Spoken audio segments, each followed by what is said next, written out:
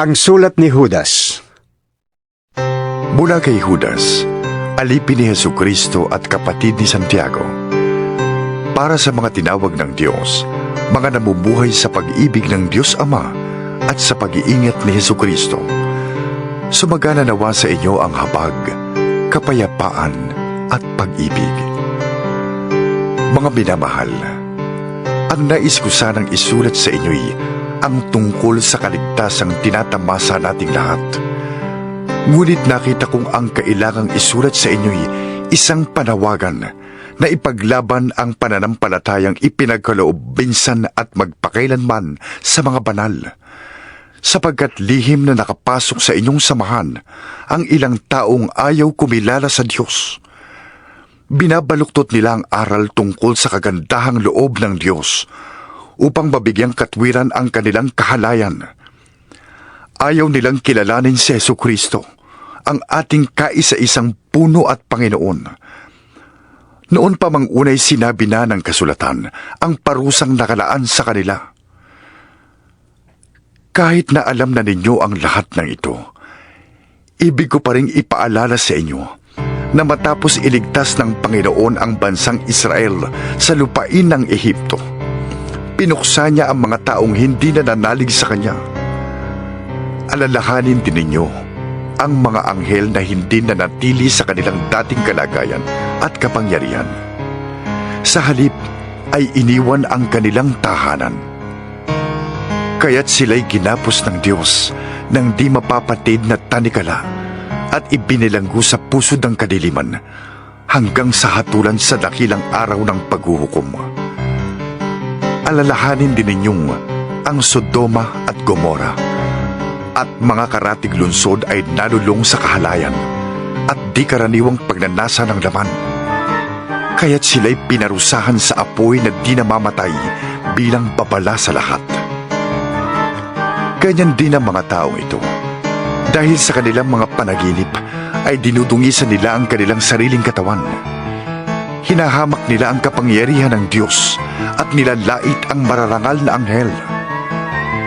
Kahit si Miguel na pinuno ng mga anghel, nang makipagtalo siya sa dyablo tungkol sa bangkay ni Moises, ay hindi nangahas gumamit ng paglapastangan.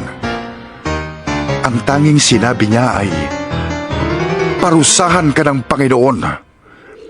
Ngunit nilalapastangan ng mga taong ito ang anumang di nila nauunawaan.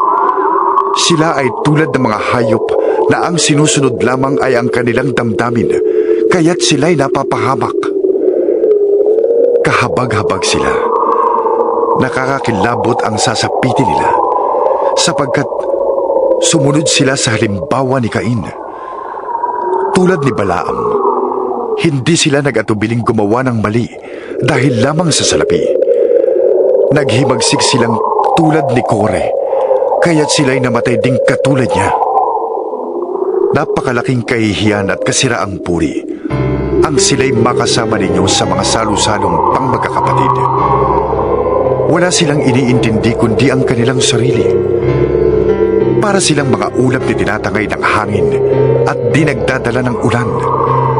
Mga punong kahoy na di namumunga kahit sa kapanahunan, nabunot pati ugat at talagang patay na.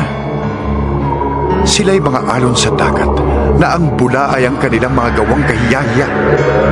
Mga ligaw na tala na nakalaan sa kadiliman magpakailanman. Tungkol din sa kanila ang pahayag ni Enoch, nakabilang sa ikapitong salinlahi mula kay Adan. Sabi niya, "Tignan ninyo, dumarating na ang Panginoon kasama ang kanyang libu-libong mga anghel upang hatulan silang lahat. Paparusahan niya ang lahat ng ayaw kumilala sa Diyos dahil sa kanilang mga kasamaan at paglapastangan sa Diyos." Ang mga taong ito'y walang kasiyahan, mapamintas, alipin ang kanilang masasamang nasa, mga hambog, at sanay na sanay mambola para makuha ang gusto nila. Mga minamahal, alalahanin ninyo ang sinabi ng mga apostol ng ating Panginoong Jesucristo. Noon pa'y sinabi na nila sa inyo, "Sa huling panahon, may lilitaw na mga taong mapanlait at alipin ng masasamang nasa ng laman.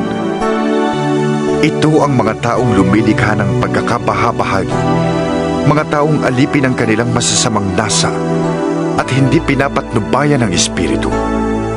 Ngunit magpakatatag kayo, mga minamahal, sa inyong napakabanal na pananampalataya. Manalangin kayo sa tulong ng Espiritu Santo. Manatili kayo sa pag-ibig ng Diyos habang naghihintay kayo sa ating Panginoong Hesukristo, na dahil sa kanyang pagkahabag ay magkakaloob sa inyo ng buhay na walang hanggan. Kahabagan ninyo ang mga nag-aalinlangan. Sagipin ninyo ang mga nasa apoy. Ang iba na may kahabagan ninyo, ngunit mag-iingat kayo. Kasuklaman ninyo pati ang mga damit nilang nadumihan dahil sa kahalayan. Sa Kanya na makakapag-ingat sa inyo upang hindi kayo magkasala at makakapagharap sa inyo ng walang kapintasan at may malaking kagalakan sa Kanyang kaluwalhatian. Sa iisang Diyos na ating tagapagligtas, sa pamamagitan ni Jesucristong Panginoon natin, sa Kanya ang kapurihan, karangalan, kadakilaan at kapangyarihan mula pa noong una, ngayon at magpakailanman. Amen.